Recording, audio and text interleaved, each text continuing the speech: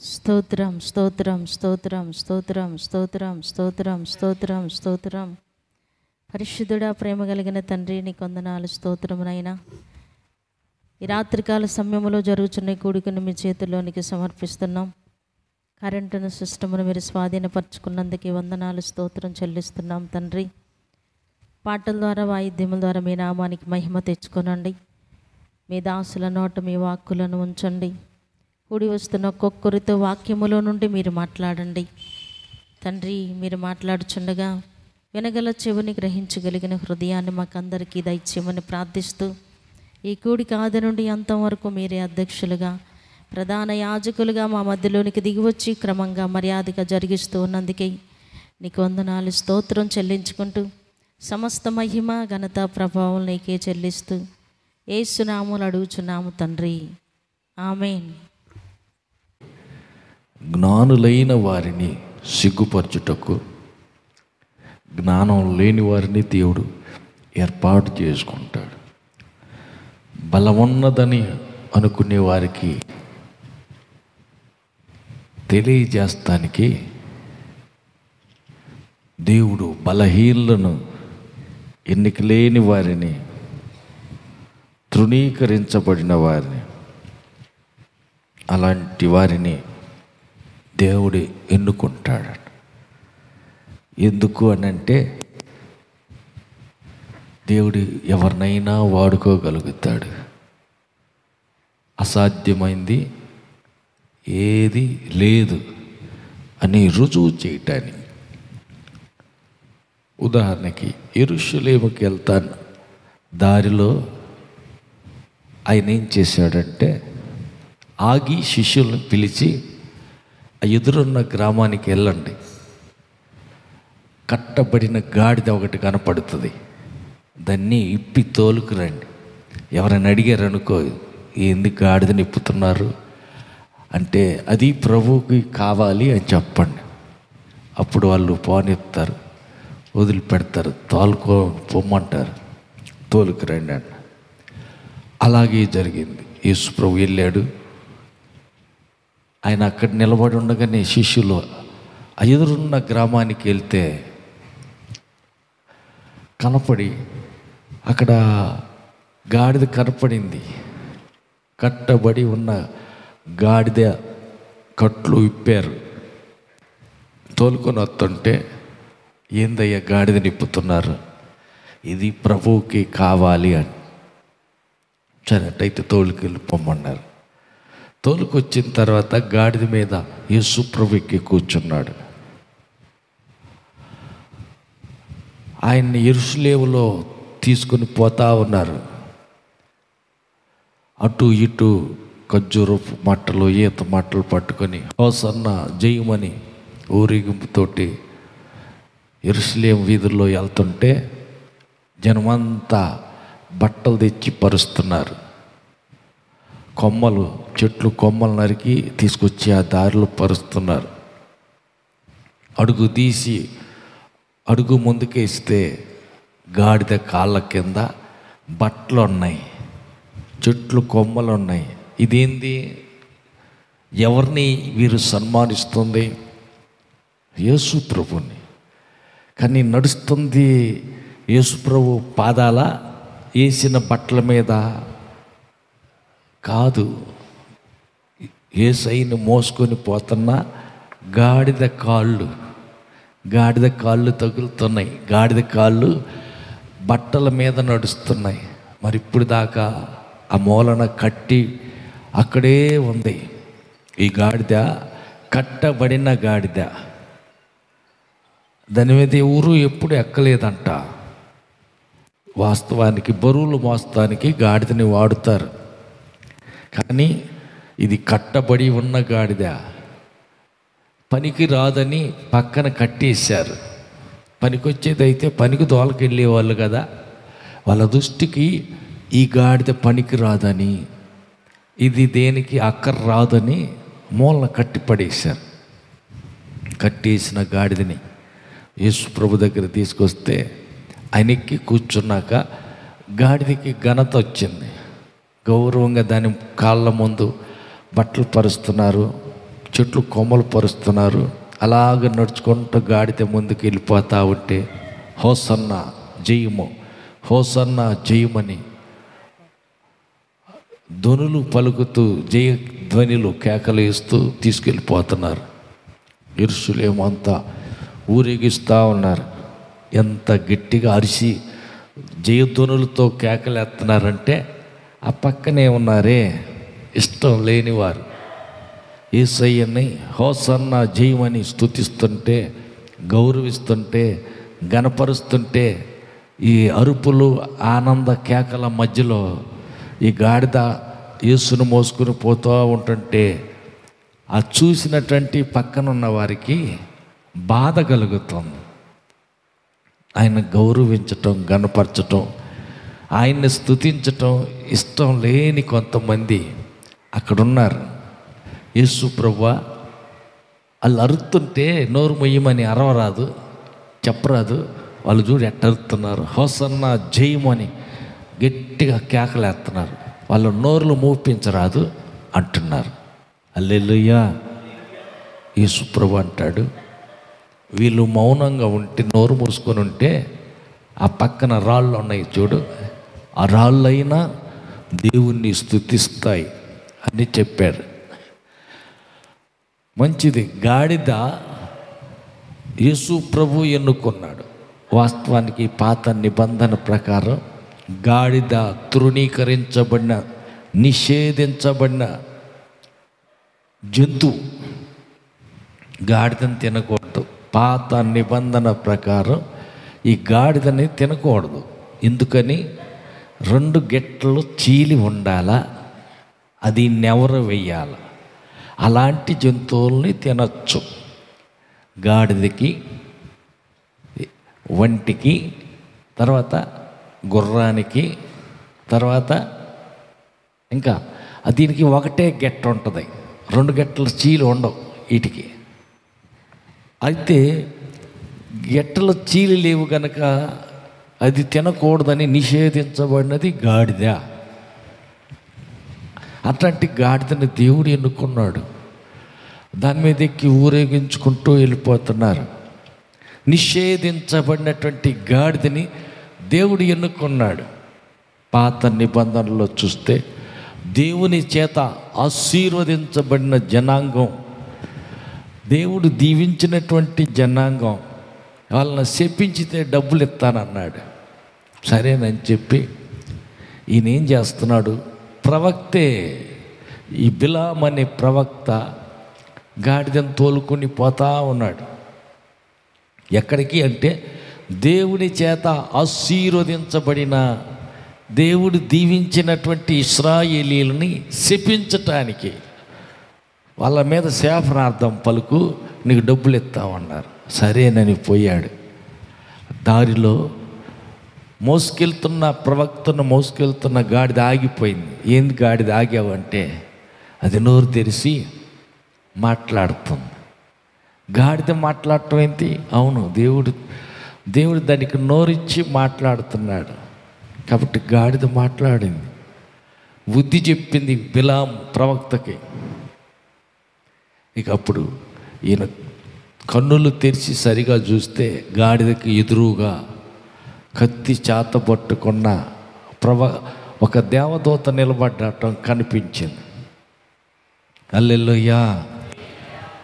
అంటే డబ్బుకు ఆశపడి దేవుడు ఆశీర్వదించినటువంటి, దేవుడు దీవించినటువంటి ఆ ప్రజలను శపించటానికి వెళ్తున్నాడు. అందుకే గాడిద అతనికి బుద్ధి చెప్పింది. గాడిదను దేవుడు వాడుకున్నాడు. ఒక ప్రవక్త దేవుడు ఏం చెప్పాడా జాగ్రత్తగా విని ఆయన చెప్పిన దాన్ని చెప్తే బాగుండేది. కానీ దేవుడి చేత దీవించబడిన వ్యక్తి, దేవుని చేత ఆశీర్వదించబడిన వ్యక్తి, ఆ వ్యక్తిని ఈయన శపించడానికి వెళ్తున్నాడు. అది ఎట్లా కుదురుతుంది?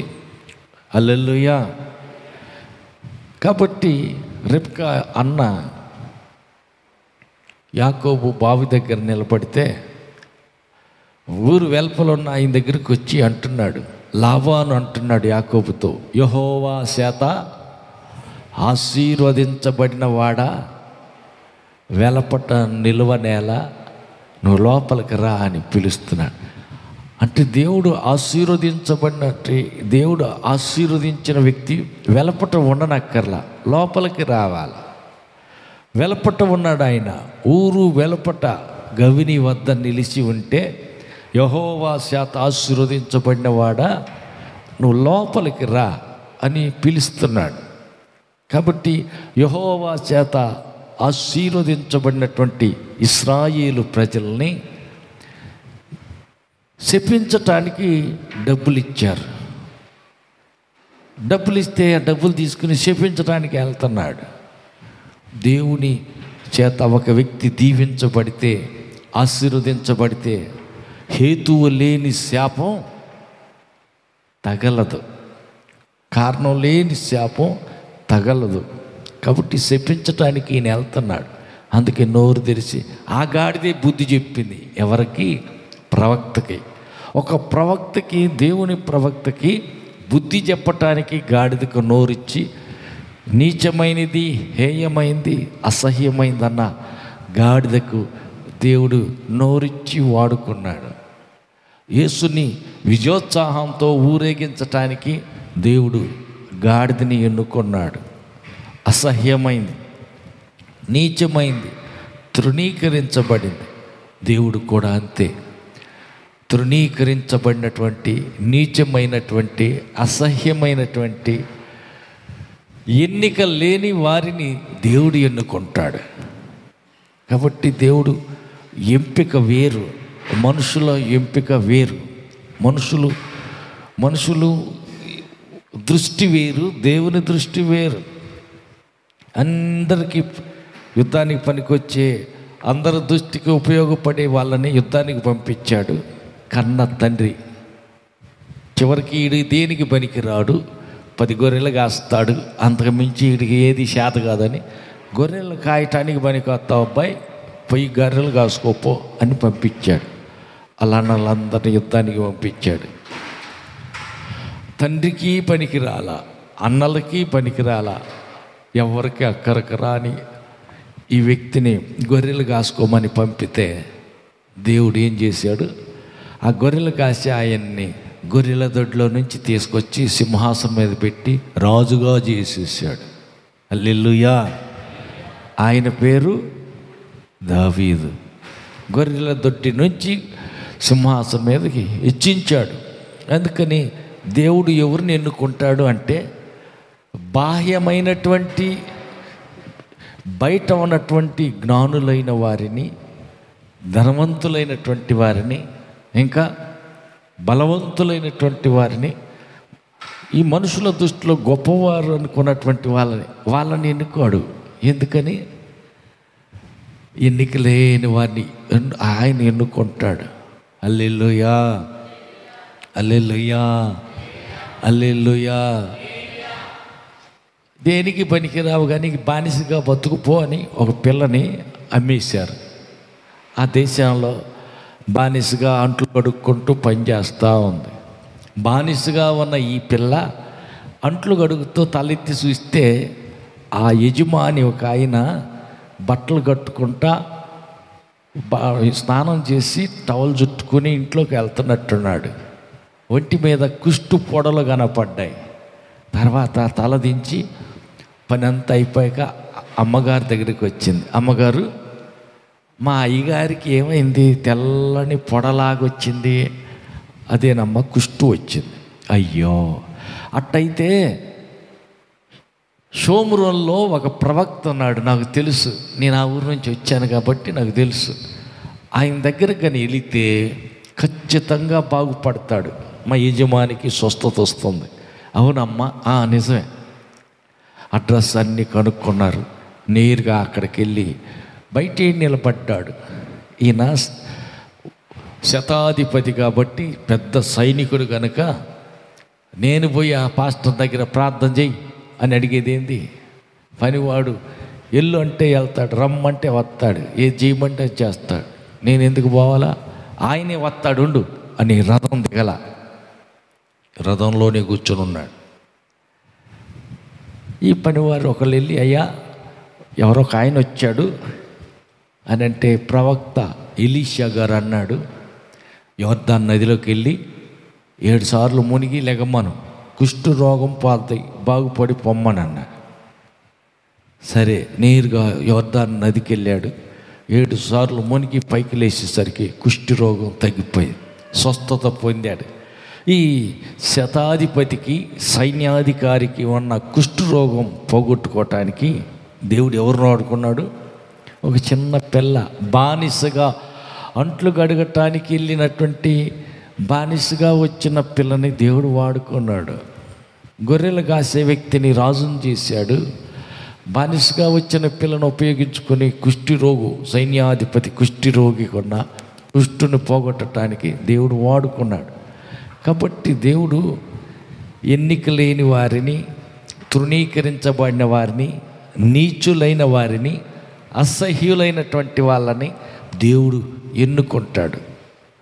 దీనులైన వారు ధన్యులు. తర్వాత మత్తయి సువార్త 5వ అధ్యాయం చూద్దాం.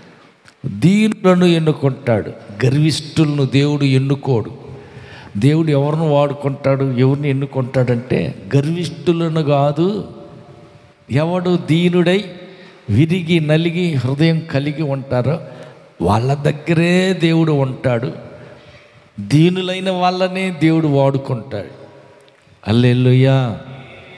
కాబట్టి దేవుడు చూసేది ఏంటంటే, ఎవరు దీనుడై, ఎవరు విరిగి నలిగిన హృదయం కలవారై ఉంటారో అలాంటి వాళ్ళని దేవుడు ఏర్పాటు చేసుకుంటాడు, వాళ్ళని దేవుడు వాడుకుంటాడు. పరిస్థితి చూస్తే రాత్రంతా చేపలకని వాళ్ళ విసిరాడు. ఒక్క చేప పడల. ఆఖరికి అలసిపోయి ఒడ్డెక్కి ఏం చేయాలో అర్థం కాకుండా వల కడుక్కుంటుంటే యేసుప్రభు అక్కడికి వచ్చాడు. ఆయన పిలిచి నన్ను వెంబడించు అన్నాడు. ఏం వెంబడించేదయ్యా?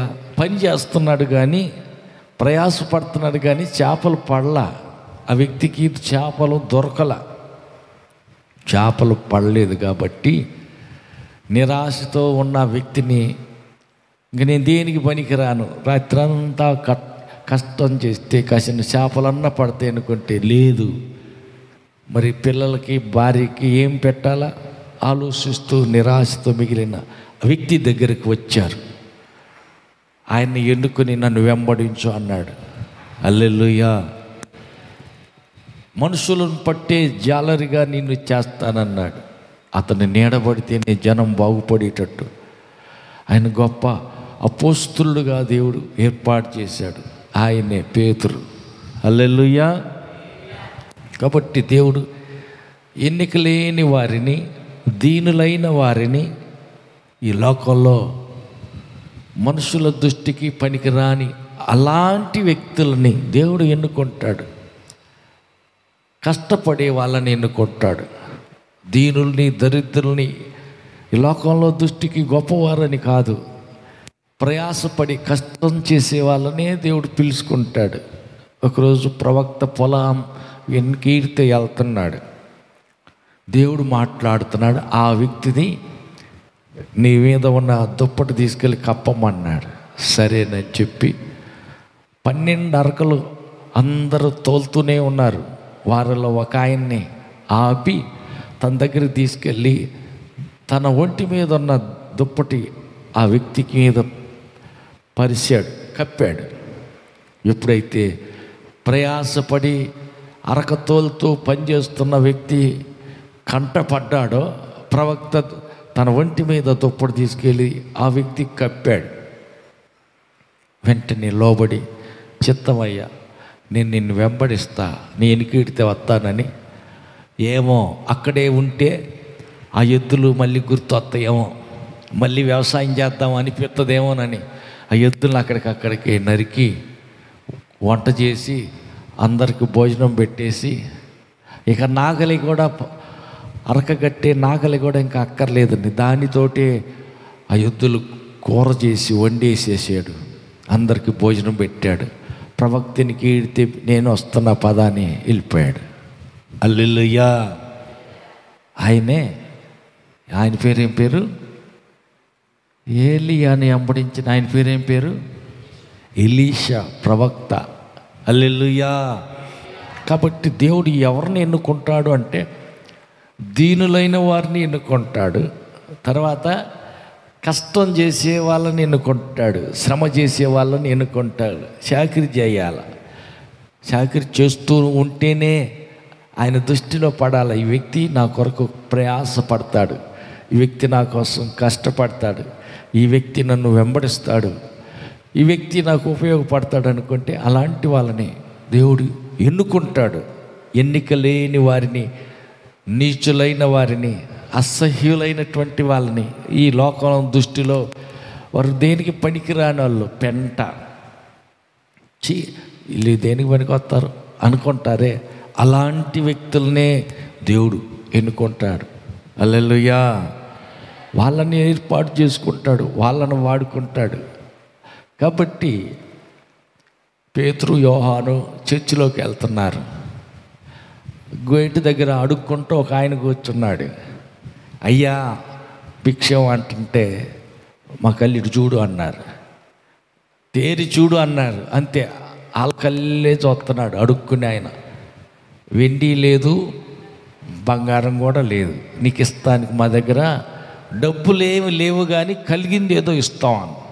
ఏమిస్తారో అని అంటే నా కళ్ళి చూడని చేయి పట్టుకొని నజరీయుడని యేసు నామములో లేచి నడు అని అంటే ఎమ్మటి లేచి నడుచుకుంటా ఎగిరి గంతులు వేసుకుంటా మందిరంలోకి వెనుకీడితే వెళ్ళిపోయాడు. అదేంది, వెండి లేదు, బంగారం లేదు, కానీ కలిగింది ఏదో ఇస్తా అంటాడు. యేసు నామము అనేది వాళ్ళు కలిగి ఉన్న ఆస్తి. ఆ ఆస్తిని ఉపయోగించి లేచి నడు అనగానే లేచి నడిచాడు, ఎగురుకుంటూ గంతులు వేసుకుంటూ మందిరంలోకి వెళ్ళి వాళ్ళ వెంట వెళ్ళిపోయాడు. ఇదేంది, పేతురు యోహాను చేయి పట్టుకోగానే దగ్గర 40 సంవత్సరాలు కుంటితనంతో ఉన్న వ్యక్తి వెంటనే లేచి నడిచాడేంటి?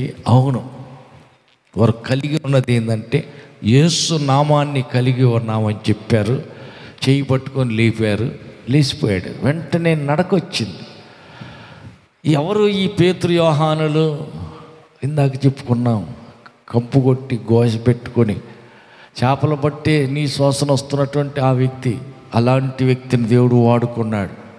వెంటనే పక్కనున్నవారు ఏమన్నారు? విద్య లేని పామర్లీళ్ళు, చదువు సంధి లేదే, ఇదేంది, దేవుడు వీళ్ళ ద్వారా ఎన్ని కార్యాలు చేస్తున్నాడు అని ఆశ్చర్యపోయారు. విద్య లేని పామరులు కదా, వాళ్ళకి చదువే లేదే, చదువు లేని వాళ్ళు అదేంది ఇంత గొప్ప కార్యాలు జరిగినాయి అంటే దేవుడు చదువుకున్నవారని పెద్ద సదరులే ఎన్నుకుంటాడని అలా కాదు, చదువు లేకపోయిన వ్యక్తిని దేవుడు ఎన్నుకున్నాడు. హల్లెలూయా. పనికి రాడని గొర్రెలు కాస్తానికి జనం వదిలిపెడితే ఆయన పిలుచుకున్నాడు. చేపలు పడలేదనే నిరాశతో మిగిలిపోతే ప్రయాసపడుతున్న ఆ వ్యక్తిని పిలుచుకున్నాడు. ప్రయాసపడి కష్టం నేను పొలం, ఇన్ని ఎకరాల పొలం ఉంది కదా, 12 ఎకరాలు కలిగిన 12 అరకలు దున్నుతున్న ఆసామిని నేనేంటి పని చేయకుండా కూర్చోవటమేంది, కాదు పని చేయాలని ప్రయాసపడుతున్న ఎలీషాని వెంబడించమని పిలిచి ప్రవక్తగా దేవుడే నియమించుకున్నాడు. హల్లెలూయా. ఎవరు దీనులై విరిగి నలిగి ఉంటారో ఆయన దృష్టిలో ఎవరైతే శ్రమ చేస్తూ కష్టపడుతూ కనపడతారో అలాంటి వాళ్ళని ఎన్నుకుంటాడు. సోమరోళ్ళని ఎన్నుకోడు. తర్వాత దేవుడు ఎట్టటోళ్ళని ఎన్నుకోడంట, గర్విష్ఠుల్ని దేవుడు ఎన్నుకోడంట. దీనులైన వారిని దేవుడు ఎన్నుకుంటాడు. ప్రయాసపడే వారిని దేవుడు ఎన్నుకుంటాడు. దివారాత్రం, రాత్రనక పగలనక ప్రయాసపడతారే అట్టాటాలని దేవుడు ఎన్నుకుంటాడు. ఎందుకు ఎన్నుకుంటాడంటే వాళ్ళు దేవుని పని చేయటంలో దేవునికి ఉపయోగపడతారు. హల్లెలూయా. అందుకని దేవుని దృష్టిలో ఎవరు ఉంటారు అని అంటే చూడండి, 50 యెషయా గ్రంథం 57 అధ్యాయం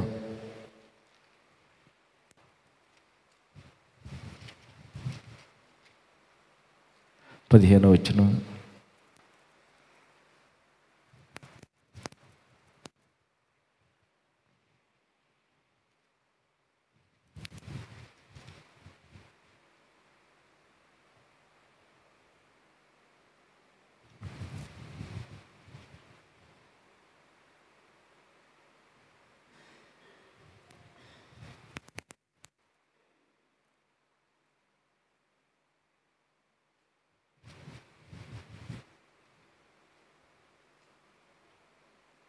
పదిహేను 57-15.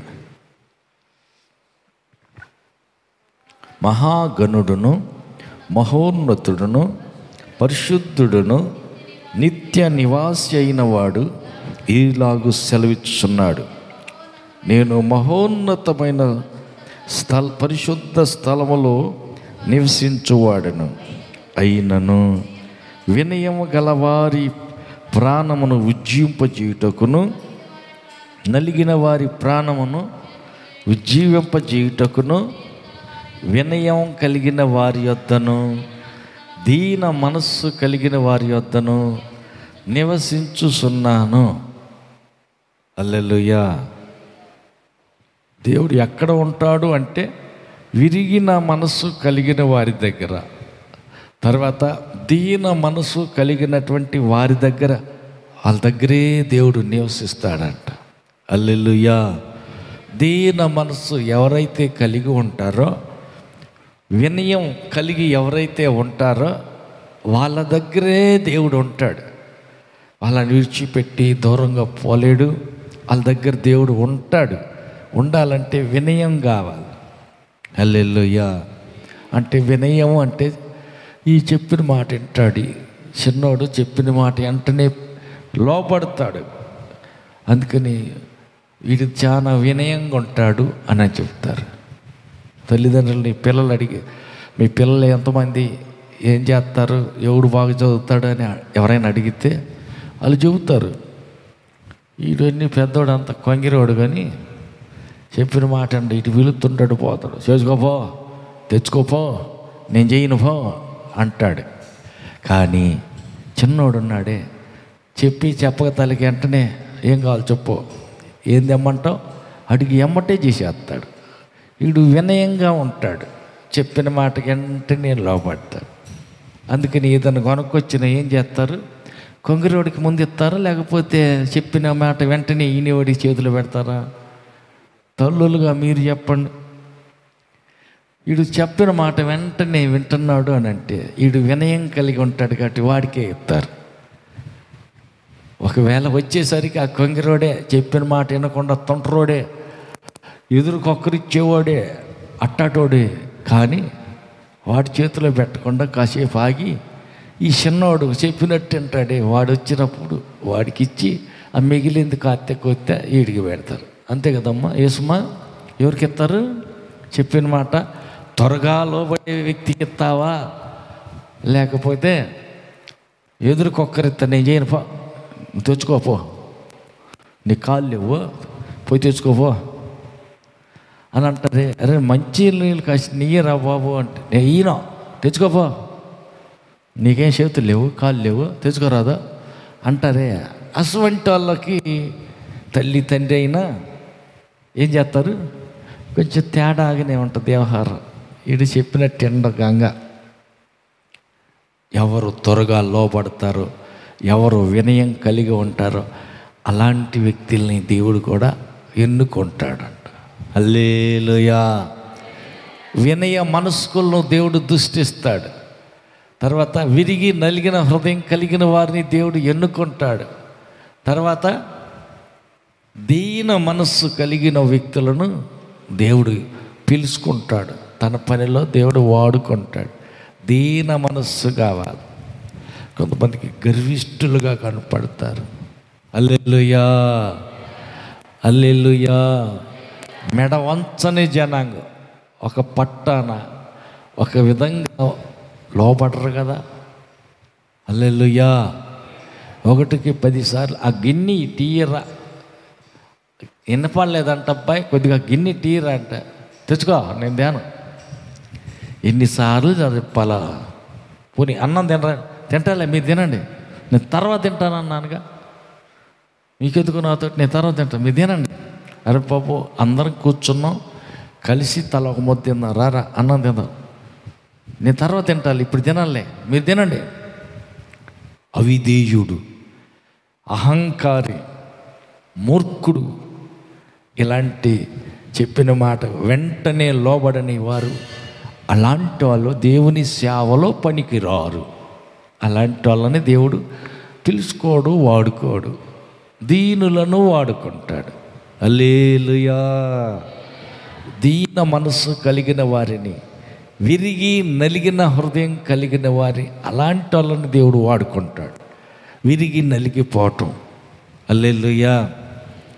ఏదైనా పొరపాటు జరిగిందంటే వెంటనే దాన్ని ఒప్పుకొని దాన్ని విషయమై ఏడ్చి కన్నీరు కార్చి పశ్చాత్తాపడే స్వభావం ఎవరికైతే ఉంటుందో అలాంటి వాళ్ళని దేవుడు వాడుకుంటాడు. హల్లెలూయా. ముమ్మారు అబద్ధం ఆడాడు, ఎరగను యేసయ్య అంటే ఆయన నాకేం తెలుసు, నాకు తెలియదని ఒట్టులు పెట్టుకున్నాడు. 3 సార్లు అబద్ధం ఆడిన పేతురు ఈ రాత్రి కోడి కొయ్యక ముందే ఎరగనని ముమ్మారు అబద్ధం చెబుతావు నువ్వు అన్నాడు. లేదయ్యా, ఎవరు నిన్ను విడిచిపెట్టిపోయినా నేను మాత్రం నిన్ను విడిచిపెట్టను, నేను కిడితే ఉంటా అన్నాడు. కానీ 3 సార్లు అబద్ధం ఆడాడు. 3వసారి అబద్ధం ఆడిన వెంటనే యేసు ప్రభు అట్టాగా వెళ్తా ఉన్నాడు. తల తిప్పి ఈయన కళ్ళి చూశారు, 2 సూపులు కలిసినాయి. వెంటనే కొక్కరో కో అని కోడి కూసింది. ఎమ్మట ఆయన గుర్తొచ్చింది, చెప్పాడు యేసయ్య ముందే, ఈ రాత్రి కోడి కోయక ముందే 3 సార్లు ఎరగనని నువ్వు అబద్ధం ఆడతావని చెప్పిన మాట గుర్తొచ్చి, అయ్యో తప్పు చేశా, 3 ఏళ్ళు వెంబడించిన నేను, ఈయనకీడితే కలిసి తిన్నా నేను, ఆయన వెంబడించి అన్నీ చూసిన నేను ఎరగనని ఎందుకు అబద్ధం చెప్పానని వెల్పల్లకి వెళ్ళి తల చెట్టుకేసి కొట్టుకుని ఏడ్చి పశ్చాత్తాపడ్డాడు. హల్లెలూయా. తప్పు జరిగింది కరెక్టే, అబద్ధం ఆడిన మాట నిజమే, తప్పుని గ్రహించి వెంటనే ఒప్పుకున్నాడు. ఏడ్చి కన్నీరు గార్చారు. ఆయన దగ్గర ఆ స్వభావం ఉంది, విరిగి నలిగిపోయే స్వభావం పేతురుకు ఉంది. అందుకే పేతురుని పిలిచి అంటున్నాడు, ఈ బండ మీద నా సంఘాన్ని కడతాను, పాతాళ లోక ద్వారములు దీని ఎదుట నిలవ నేరం. కాబట్టి నీ పేరు సీమోను, అంటే రెల్లుగడ్డి, ఎటు గాలి కొడితే అటుబడి కొట్టుకొని పోద్ది. కానీ నిన్ను రెల్లుగడ్డిగా కొట్టకపోయే వ్యక్తిగా ఉంచను, నిన్ను మారుస్తున్నాను. నీకు మీద నీ పేరు పేతురు, అంటే పేతురు అంటే రాయి. స్థిరంగా ఎన్ని గాలి తుఫాన్లు వచ్చినా, వరదలు వచ్చి పోయినా ఆ రాయి అక్కడే ఉంటుంది. అలాగ నువ్వు స్థిరంగా ఉంటావు అని చెప్పి రాయి అని అర్థం వచ్చేటట్టు పేతురు అని పేరు పెట్టాడు. ఆ పేతురు స్థిరంగా నిలబడ్డాడు. ముమ్మారు అబద్ధం ఆడినప్పటికీ క్షమించబడ్డాడు. తిరిగి తాళపు చేతులు ఆయన చేతికి అప్పగించాడు. అధికారం అనే తాళపు చేతులు ఆయనకి అప్పగించాడు. భూమి మీద మీరు ఏటిని బంధిస్తారో అవి పరలోకంలో బంధించబడతాయి. ఇక్కడ మీరు ఏది ఇప్పుతారో పరలోకంలో విప్పబడుతుంది అని చెప్పారు. కాబట్టి అధికారం, పెత్తనం ఆ పేతురికి, అబద్ధాలు ఆడిన పేతురికి అప్పగిటువంటి యేసు ప్రభు ఈడొట్టి పనికి మాలినాడు, అబద్ధం ఆడతాడు. ఎరగనని కఠినంగా అబద్ధం ఆడాడు. అవును, జనాల దృష్టిలో పనికిరానోడే, అబద్ధికుడే. కానీ దేవుడు ఆయన్ని ఎన్నుకున్నాడు. ఎందుకు? కారణం పక్క వాళ్ళు అడగండి, ఎందుకు?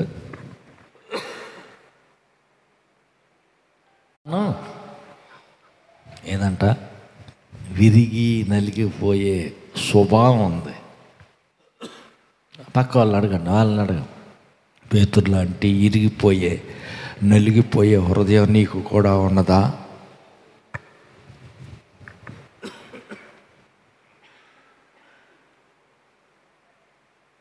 హల్లెలూయా.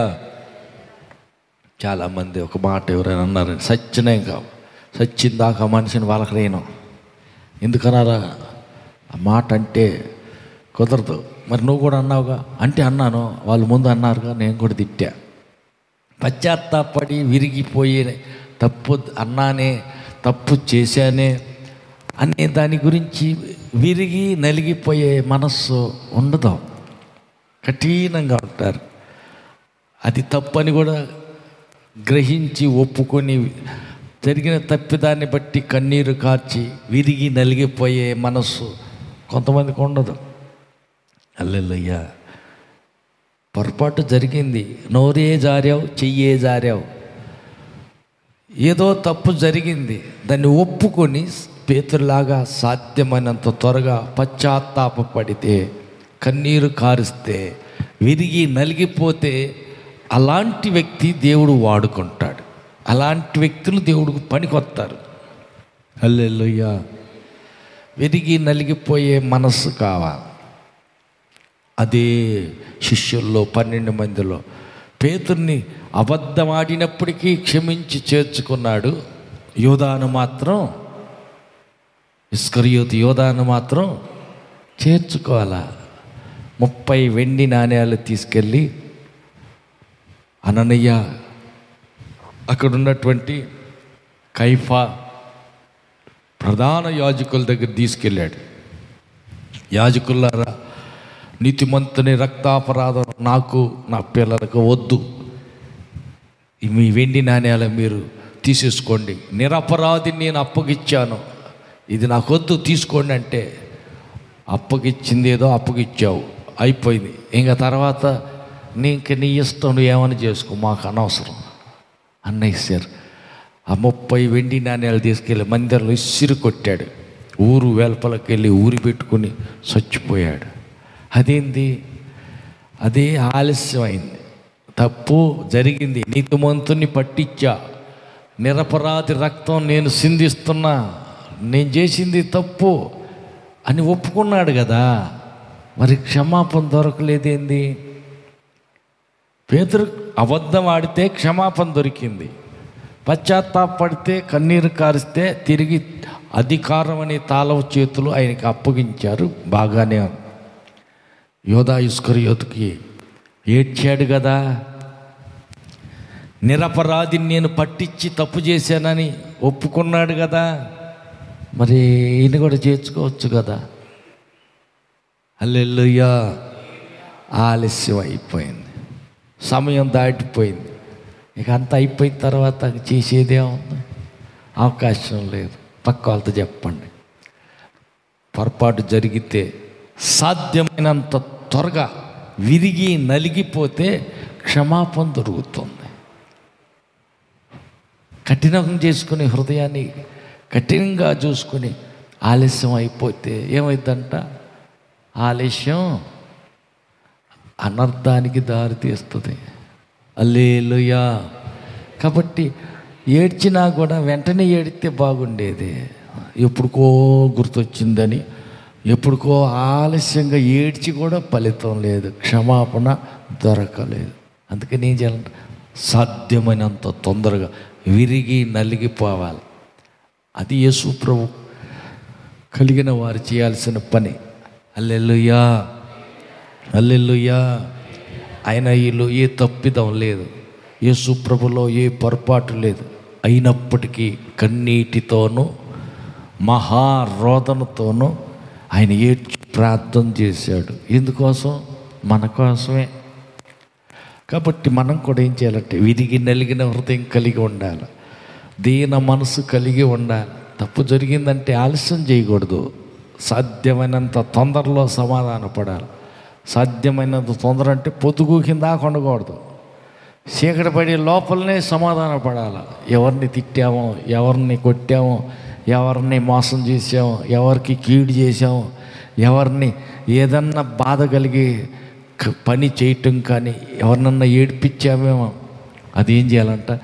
సాధ్యమైనంత తొందరలో సూర్యుడు అస్తమించేలోగానే దారిలోనే ఉండగానే ప్రతివాది న్యాయాధిపతి దాకా వెళ్ళకముందే న్యాయాధిపతి అయిన యేసు దగ్గరికి వెళ్ళటం అంటే ఆ వ్యక్తి సాయంత్రం ప్రార్థనలో కూర్చుంటాడు. ప్రార్థనలో ప్రభువా పలానా ఆమె అట్టంది, పలానా ఆయన ఎట చేశారు ఈ అని కాస్త ఏడ్చినాలు కన్నీటి పొట్లు వదిలేసరికి నీ మీద కేసు ఫైల్ అయిపోద్ది. అదేంది అంతేగా. తర్వాత సాతాను వస్తాడా, సాతాను వచ్చేసేస్తాడు. వచ్చి ఏంటి నీ కూతురు, నీ భక్తురాలు, నీ భక్తుడు పలానా అని పాపాల పట్టి అంతా తీసుకెళ్ళి అప్పగిస్తాడు. ఈలోపు పశ్చాత్తాపడి ఉన్నట్టయితే, సారీ చెప్పి ఆ వ్యక్తిని క్షమించు అని అడిగి ఉన్నట్టయితే జరిగేది ఏంటిది? పాపాల పట్టి సాయంకాలానికి సాతాను తీసుకెళ్ళి తండ్రి అయిన దేవుని చేతికి అప్పగిస్తాడు. నీ భక్తులు అంటుంటువే, నీ భక్తురాలని మెచ్చుకుంటుంటువే యేసు ప్రభువా, ఇదిగో నీ భక్తుల చరిత్ర చూడని అప్పగిస్తాడు. నీ వంతు వచ్చింది, నీ పేరు అక్కడ తండ్రి దగ్గర సాతాను ప్రకటించటం జరిగింది, తప్పు చేశారని. వెంటనే పక్కనున్న యేసు ప్రభు ఏం చేస్తాడంటే, తండ్రి అయిన దేవుని చేతిలో సాతాను అప్పగించిన మన పాపాల పట్టి ఉంది, పలానా భక్తురాలు ఈ తప్పు చేసింది, ఈ తప్పు మాట్లాడింది అని అప్పగించినప్పుడు పక్కనున్న యేసు ప్రభు అంటాడు, తండ్రి కుడి పార్శ్యాన మనందరి కొరకు కార్చిన రక్తాన్ని దోషిట్లో పట్టుకున్న యేసు ప్రభు అంటాడు, ఆ బిడ్డ కోసం నేను ఈ రక్తాన్ని సిందించానయ్యా. జరిగిన మాట కరెక్టే, బూతులు తిట్టిన మాట నిజమే, కానీ పశ్చాత్తాపడి ఆ వ్యక్తి దగ్గరికి వెళ్ళి సారీ క్షమించు, నోరు జారాను, గబాన ఆవేశంలో నిన్ను అన్నానని క్షమాపణ అడిగి వచ్చింది. అవునా? అవును. అటైతే నీ దోషుల రక్తం ఇటీమని తీసుకుని మన పాపాలు పట్టి మొత్తాన్ని రక్తంతో తుడిచేసేస్తాడు. ఆమేన్. ఏ పాపం లేని నిష్కలంకురాలుగా, నిష్కలంకుడుగా, నిర్దోషిగా నిలబడతా వచ్చిన సాతాను పొద్దున్నుంచి రాసుకెళ్ళిన పాపాలు పట్టి మొత్తం రక్తంతో తుడిచివేయబడేసరికి నా ప్రయత్నం అంతా వ్యర్థమైందని ఏడ్చుకుంటూ వాడు వెళ్ళిపోతాడు. హల్లెలూయా. అదే ఒప్పుకోలా, అదే కన్నీరు కార్చి క్షమాపణ అడగల, ఆ వ్యక్తి దగ్గరికి వెళ్ళి సారీ చెప్పలా, ఏం జరుగుతుంది? సమయం అయిపోయింది కాబట్టి ఇంకా అవకాశం లేదు, క్షమాపణ అడగలేదు కనుక యేసు ప్రభు కూడా మౌనంగా ఉంటాడు. కడపటి కాసు చెల్లించు వరకు చెరసాలలో ఉండవలసిన పరిస్థితి అయింది. మరి ఎట్ట చెయ్యాల? ఆలస్యం అయిపోయింది కనుక కష్టం, శ్రమ, బాధ, శిక్ష తప్పదు. హల్లెలూయా. ప్రార్థనలకి కష్టాలు ఎందుకు వస్తున్నాయి? దేవుడిని నమ్ముకున్నారు కదా, శ్రమలు ఎందుకు వస్తున్నాయి? దేవుడిని విశ్వసించే వారికి ఎందుకు ఈ ఆగసాట్లన్నీ వస్తున్నాయి? ఇదే చిన్న చిన్నవి. హల్లెలూయా, హల్లెలూయా, హల్లెలూయా. కాబట్టి చిన్న ఎలిక చాలు ఇంట్లోకి వస్తే ఏం చేస్తుందమ్మా? ఎలిక ఇంట్లోకి వస్తే ఏమవుద్ది? అతనికి ఎక్కడెక్కడ అవకాశం దొరుకుద్ది అక్కడంతా కురికి పాడే చేస్తుంది. చిన్న సందు దొరికితే అది వచ్చుద్ది. ఎలికి రాకుండా అంత జాగ్రత్త చేస్తే ఏమి ఉండదు, సాతానుకు సోటు ఇచ్చినట్టయితే. ఎందుకని? సందకాడకల్లా సారీ చెప్పలా, ఆ వ్యక్తిని క్షమాపణ అడగల, ఆ వ్యక్తితో సమాధాన పడల. అందుకే ఎలికి ఇంట్లోకి వచ్చింది. ఎట్ట తెలుస్తుంది? ఆ కష్టం పోయేలకి ఈ కష్టం, ఈ నష్టం పోయేలకి ఆ నష్టం, ఆ రోగం పోయేలకి ఈ రోగం, వాళ్ళకి తగ్గిందని వాళ్ళకి వీళ్ళకి మళ్ళీ మొదలు. ఏంటి అన్నీ? ఏలికి వచ్చింది ఇంట్లోకి. హల్లెలూయా. పక్క వాళ్ళని అడగండి, మీ ఇంట్లో ఎప్పుడన్నా ఎలికి వచ్చిందా?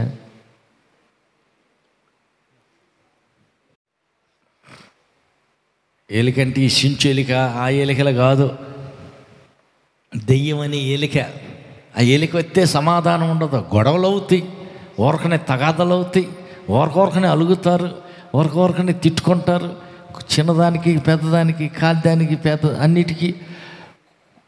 ఏంట్రా బాబు సమాధానం లేదు. వండుకున్నది కుండలోని అట్టాగే ఉంటుంది, శుభ్రంగా ఎవరు పాటికి వాళ్ళు నిద్రపోతారు, వండిన అన్నం కూడా తినలా. ఎందుకని? మనశ్శాంతి లేదు, ఒకటే తగాదాలు, ఒకటే గొడవలు. ఏమన్నా గట్టి కారణమా? ఏమి లేదు ఆడ. ఊరికనే ఏంటంటే ఎలిక జ్వరపడింది, నీకు అర్థం కావటంలా. హల్లెలూయా. ఎలిక రాకుండా ఇంట్లో నష్టాలు కలగకుండా ఉండాలంటే ఏం చేయాలా? ఎలిక కన్నాలు బెజ్జాలు పూర్తి చేయాలా, ఇంట్లోకి రాకుండా అంత బందోబస్తు జాగ్రత్త చేయాలి. అంటే అర్థం, ఎవరితోటన్నా మాట మందలింపు తేడా వచ్చినా, ఏడైనా పొరపాటు తప్పిదం మన వల్ల జరిగినా ఏం చేయాలయ్యా? అయ్యా ఏం చేయాలంట? 7 రోజుల తర్వాతనా సారీ చెప్పేది కాదు. పొద్దుకోకముందే, చీకటి పడక ముందే సారీ చెప్పి క్షమాపణ కోరుకుని సమాధాన పడాలి. హల్లెలూయా. ఆలస్యం అయితే ఏమైందంట? అపవాదికి సోటియ్యకుడి అంట. సాధ్యమైనంత తొందరగా సమాధాన పడండి. పొద్దుగుంకే లోపలనే, చీకటి పడే లోపలనే సమాధాన పడాల. తప్పంతా వాళ్ళదే, తప్పు నీదేమీ లేదు. అయినప్పటికీ నిన్ను నీవే తగ్గించుకొని సారీ చెప్పి సమాధానపడి క్షమాపణ అడిగితే నీవు ధన్యుడు. ఎందుకని? ఏ ఎలక నీ కొంపలోకి రాదుగా, ఏ కీడు నీ గుడారం సమీపించదు కదా. సాతాను యోబు ఇంట్లో అడుగు పెట్టనంత వరకు ఒక బర్రె ఈసుకుపోయినట్టు కానీ, ఒక గొర్రె చనిపోయినట్టు కానీ, మనుషులు ఎవరికైనా తలనొప్పి అని, జ్వరం అని కానీ, రోగం వచ్చినట్టు కానీ అసలు ఆనవాలే లేదు. అదేంది? లేదు. ఎప్పుడైతే దేవుడు బిగించిన కంచె తీసేశాడో యోబు ఇంట్లో సాతాను ప్రవేశించాడు. అన్నీ నష్టాలే. ఆఖరికి ఆస్తి అంతా పోయింది, ఆరోగ్యము పోయింది, పిల్లలందరూ పోయారు, అన్నీ పోయి శూన్యమైపోయాడు. కారణం, ఈ ఎలిక జ్వరపడింది వాళ్ళ ఇంట్లోకి. హల్లెలూయా. ప్రతిరోజు యోబు కంచె వేసేవాడు, సైతాను జ్వరపడకుండా ప్రార్థన చేస్తూ ఉంటాడు. ప్రతిరోజు ప్రార్థన చేసేవాడు. ఆ ప్రార్థనే ఇంటి చుట్టూ కంచె. గొర్రెలు, మర్రెలు, మేకలు, కోళ్ళు, కుక్కలు నీకు ఏమేమి ఉన్నాయో వాటన్నిటి కోసం నువ్వు ప్రార్థన చేస్తావే, నీ ప్రార్థనే దేవుడు కంచె వేయటానికి కారణంగా ఉంటుంది. నువ్వు చేసే ప్రార్థనే నీ చేతి పనిని దేవుడు ఆశీర్వదించటానికి కారణంగా ఉంటుంది. కాబట్టి ప్రార్థన చెయ్యాలి. నువ్వు ప్రార్థన చేస్తుంటే దేవుడు కంచె వేస్తాడు. దేవుడు కంచె దాటి సైతాను లోపలికి రాడు. వాడు రానంత వరకు నీ ఇంట్లో ఏ కీడు నీ గుడారాన్ని సమీపించదు. ఏ హాని, ఏ అపాయము, ఏ ప్రమాదం జరగదు. ఎందుకంటే కంచె ఉందగా. కంచె దాటి ఏ సాతాను నిన్ను ముట్టలేడు, నీ యొద్దకు జాలడు. అందుకని ఏం చేయాలంట? ప్రార్థన చేయాలి. హల్లెలూయా. దీన మనసు కావాలి. హల్లెలూయా. విరిగి నలిగిన హృదయం కావాలి. హల్లెలూయా. హల్లెలూయా. ఇంకా ఏం కావాలంట? వినయం కావాలి. హల్లెలూయా. విరిగి నలిగిన హృదయం కావాలి. హల్లెలూయా. ప్రార్థన కావాలి. ప్రార్థన ఉంటే చుట్టూ కంచె ఉంటుంది, కాపుదల. దేవుడే తన చేతితో కంచె బిగిస్తే, దేవుడి చెయ్యి జాసి కంచె వేసిన నీ ఇంట్లోకి ఏ సాతాను రాడు. వాడు రానంత వరకు ఏ కీడు జరగదు. కాబట్టి సాతాను సోటీయకుండా ఉండటం కోసం సాధ్యమైనంత తొందరలో సూర్యుడు అస్తమించేలోగా సమాధాన పడదాం. సాధ్యమైనంత వరకు సమస్త జనులతో సమాధానంగా ఉందాం. సమాధానకర్త అయిన దేవుడే చుట్టూ దూతలను కాపుదల పెట్టి మన ఇంటి చుట్టూ దేవదూతలను కాపుదల నుంచి కాపాడుతాడు. ఆమేన్. కాబట్టి దేవదూతలు పొడుగాటి కత్తి చేత పట్టుకొని ఇంటి చుట్టూ కాపలా ఉంటే ఏదైనా ఏగొచ్చినా దామ వచ్చినా ఏమైద్ది? అంతే సంగతులు. బ్యార్ని పొయ్యిలో కానీ ఎలికో లేకపోతే మిడతలో దోమలో పడితే ఏ గతి పట్టుద్దో, నీకు విరోధంగా లేచే ఏ ఆయుధమైనా, ఏ ఆలోచన అయినా పొయ్యిలో పడితే కాలిపోతాయి. చూడు, దోమలు, ఈగలు అట్ట కాలిపోతాయి. ఆమేన్. ప్రార్థన చేసుకుందాం. అందరిలో ఇచ్చి నిలబడదాం.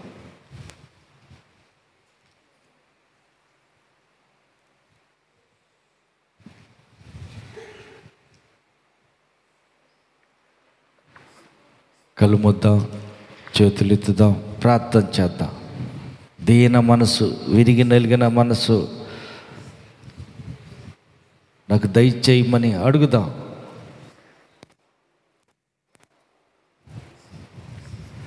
నా చుట్టూ కంచి వేయి ప్రభువా అని ప్రార్థన చేద్దాం.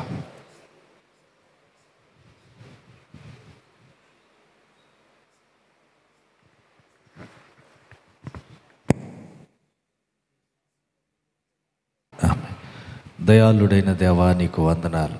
ఇంతవరకు నీ బిడ్డలు చేసిన ప్రతి ప్రార్థన విజ్ఞాపనాలకు ఇచ్చినందుకై స్తోత్రాలు.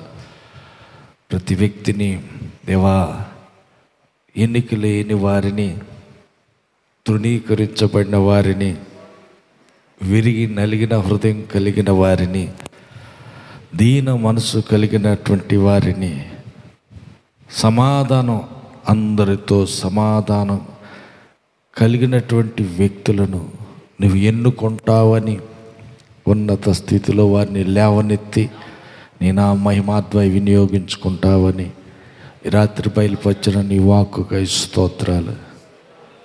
నీ పిల్లైన ప్రతి ఒక్కరికి, ఎన్నిక లేని వీరిని, తృణీకరించబడినటువంటి వారిని దేవా, వినయ విధేయతలు కలిగి దీన మనసు కలిగినటువంటి అందరితో సమాధాన హృదయం కలిగిన వారై నీ చేత ఎంపిక చేయబడిన వారిగాను, నీ ప్రణాళికలో ఉన్న వ్యక్తులుగాను ఒక్కొక్కరిని సిద్ధపరిచి నీ బిడ్డల కొరకై ఉన్న నీ ఉద్దేశములు గొప్పవై ఉన్నవి కనుక నీ తలంపులే నీ బిడ్డల జీవితాల్లో నెరవేర్చమని ప్రార్థిస్తున్నాం. సహాయం చేయి. నీ ప్రణాళిక జరగకుండా అడ్డగించు అంధకార శక్తులన్నీ యేసు నామములో వారి దారిలో నుంచి తొలగిపోవునుగాక. తుదకు నీ నిర్ణయమే ఒక్కొక్కరి జీవితంలో జరుగునుగాక. నీ తలంపులు, నీ ఉద్దేశాలే ఒక్కొక్కరి బ్రతుకులో జరుగునుగాక. అభ్యంతరంగా వచ్చే అడ్డుగోడలన్నీ యేసు నామములో కూలిపోవునుగాక. అభ్యంతరపరచు ప్రతి అంధకార శక్తులన్నీ యేసు నామములో వారి దారిలో నుంచి తొలగిపోవునుగాక. ప్రతి ఒక్కరి మార్గం సరళమగునుగాక. ముందుగా వెలుచున్న దేవదూత దారులన్నీ సరళం చేయునుగాక. ప్రతి మెట్ట సదనం చేయబడునుగాక. ప్రతి పల్లం పోడ్చబడునుగాక. ప్రతి అక్కర తీర్చబడునుగాక. ప్రతి ఒక్కరికి సమృద్ధి కలుగునుగాక. జీవాధిపతి యగు దేవ, నీ బిడ్డలు ఒక్కొక్కరిని మీరు దీవించినందుకై స్తుతిస్తున్నాం. రేపు వంట చేసేవారిని, వడ్డం చేసేవారిని, పరిచర్య చేసే ప్రతి ఒక్కరిని ఆశీర్వదించండి. నలుదిశల నుంచి వస్తున్న నీ బిడ్డలందరినీ క్షేమంగా నీ సన్నిధి తోడుకు రమ్మని, మహిమకరమైన నీ పరిచర్యలో నీ బిడ్డలు ఒక్కొక్కరిని వాడుకుని కేవలం నీ నామానికి మాత్రమే సమస్త మహిమ ఘనత ప్రభావాలు కలుగు చేసుకోమని ఘనత మీకు చెల్లిస్తూ మహిమతో రానున్న మా ప్రభు రక్షకుడైన యేసు నామములో ప్రార్థించి వేడుకుంటున్నాము తండ్రి. ఆమేన్. మన ప్రభువైన యేసుక్రీస్తు కృపయు, తండ్రి అయిన దేవుని ప్రేమయు, పరిశుద్ధాత్మ అన్యోన్య సహవాసం కూడి వచ్చిన మనకును సర్వలోక పరిశుద్ధులందరికీ సదాకాలం తోడుగా ఉండి నడిపించునుగాక. ఆమేన్. హల్లెలూయా, హల్లెలూయా, హల్లెలూయా. ఆమేన్.